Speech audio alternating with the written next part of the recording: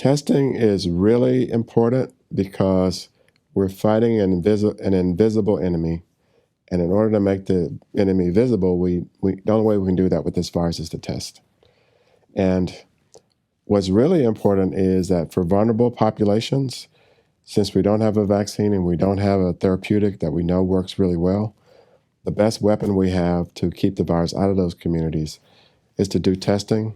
But the testing by itself is not enough. We got to do contact tracing. In other words, we need to know who that person has been in contact with in the recent past, because they may have given that virus to those persons, or those persons may have given it to the person who's positive.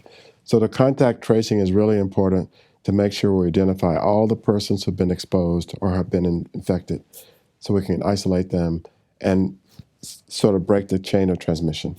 That's why testing and contact tracing are so important. The circumstances under which you should be tested is if you know or suspect you've been exposed to the virus by being around someone who's positive, you should definitely get a test.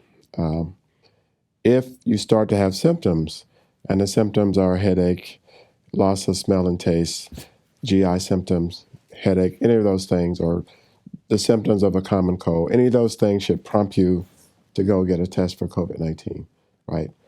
But one of the most important things to remember is that if you don't have symptoms, that doesn't mean you don't need a test, especially if you've been exposed to someone who you know is positive.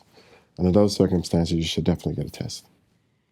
And this is to protect the people around you.